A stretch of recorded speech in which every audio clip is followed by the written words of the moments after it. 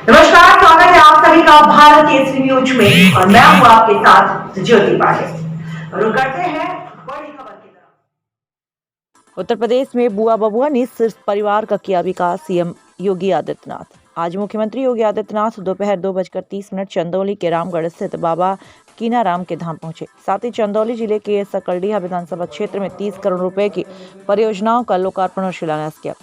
इसमें रामगढ़ स्थित बाबा कीनाराम आश्रम के जीर्णोद्धार और सुंदरीकरण का काम भी शामिल है। इस दौरान उन्होंने रामगढ़ इंटर कॉलेज के पास जनसभा को संबोधित किया।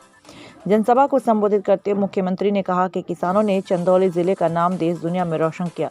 3 साल पहले जिले में काला चावल पैदा नहीं होता था, लेकिन आज 2400 किसान 2100 हेक्टेयर भूमि पर ब्लैक राइस काला चावल की खेती कर रहे हैं और भारत के आध्यात्मिक और सांस्कृतिक जीवन में संतों और ऋषि मुनियों का बहुत बड़ा योगदान रहा। उन्होंने कहा, मेडिकल कॉलेज शुरू होने से चंदौली और पूर्वांचल सहित बिहार के लोगों के लिए उत्तम शिक्षा और चिकित्सा का केंद्र बनेगा।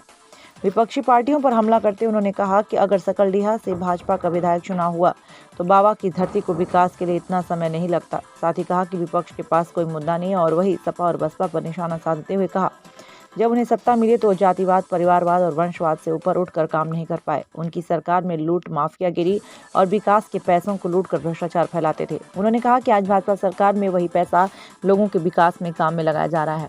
और मुख्यमंत्री ने अखिलेश यादव पर सीधा निशाना साधते हुए कहा कि उन्होंने सत्ता में रहते हुए राम भक्तों पर गोलियां चलवाई थी, लेकिन राम जन्मभूमि पर हमला करने वाले आतंकवादियों की पैरवी करने के उनके खिलाफ दायर मुकदमों को वापस लिया। नौजवानों की नौकरी खाली जाती थी, लेकिन आज कानून व्यवस्था बेहतर बनाकर माफियाओं पर नकेल कसी जा रही है। अराजकता फैलाने वालों और संपत्ति कब्जा करने वाले माफियाओं की छाती पर भाजपा सरकार बुलडोजर चढ़ाने के लिए हमेशा तैयार रहती है। जब से भाजपा सरकार आई है तब से अब तक 33 सरकारी मेडिकल कॉलेज बन रहे हैं। बुआ बबुआ ने सत्ता में रहते हुए बिल्कुल भी विकास का काम नहीं किया, ना ही भाई बहन की जोड़ी ने। सीएम ने कहा कि इन लोगों ने सिर्फ अपने परिवार का विकास किया था। राजेश गोस्वामी।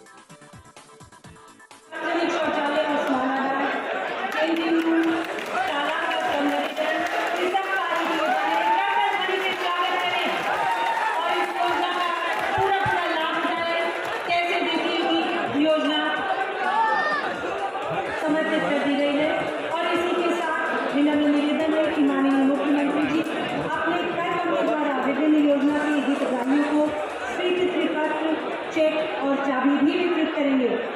इस क्रम में मैं आमंत्रित करना चाहूँगी ग्रामीण विकास विभाग की योजना के अंतर्गत प्रधानमंत्री जनपद चंदौली देवी के अनाल में बाबा कीनाराम इंटर कॉलेज रामगढ़ सहरिया में समेकित पर्यटन विकास की 27 विभिन्न परियोजनाओं का शिलान्यास एवं लोकार्पण, विभिन्न योजनाओं के लाभार्थी को स्वीकृति पत्र वितरण के अवसर पर इस समारोह का शुभारंभ भारतीय परंपरा का निर्वाह करते हुए दीप प्रज्वलन द्वारा करेंगे। मेरा विनम्र निवेदन माननीय मुख्यमंत्री जी अपने कार्यक्रम द्वारा दीप प्रज्वलित कर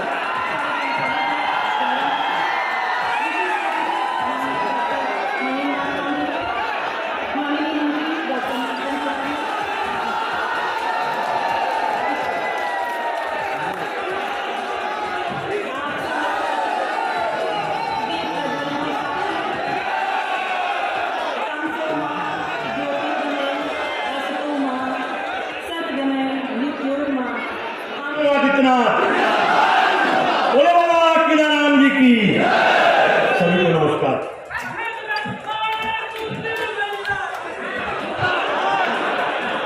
माननीय मंत्री भारी उद्योग डॉक्टर महेंद्र नाथ पांडे जी को हृदय से धन्यवाद देते हुए आभार प्रकट करती हूँ कि हम सबका परम सौभाग्य कि आज रामगढ़ सहरिया में 30 करोड़ की लागत की विभिन्न परियोजना का लोकार्पण स्वयं मुख्यमंत्री उत्तर प्रदेश श्रीमान योगी आदित्यनाथ जी के कर कमलों द्वारा किया जाएगा।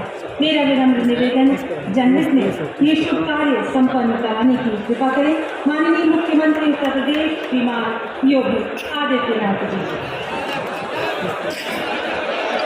इस परियोजना के अंतर्गत की जोड़ी और क्या कर रही थी, बबुआ और बुआ की जोड़ी।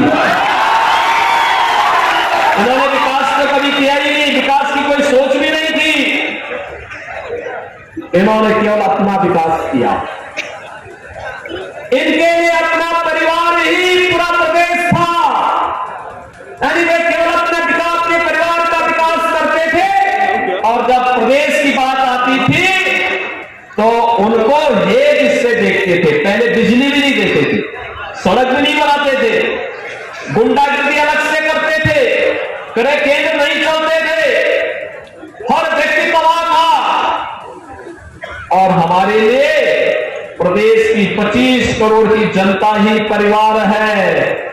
परिवार की परिभाषा को अगर अखिलेश यादव समझे होते तो संभवतः मुझसे परिवार की चर्चा करने की, परिवार न होने की मेरे पर किसी प्रकार का कोई आक्षेप नहीं करते।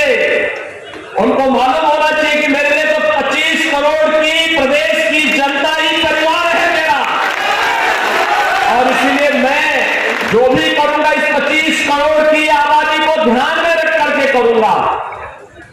लेकिन तुम्हारी संकुचित सोच थी, इसलिए केवल अपने परिवार के बारे में सोच रहे थे, प्रदेश के बारे में नहीं।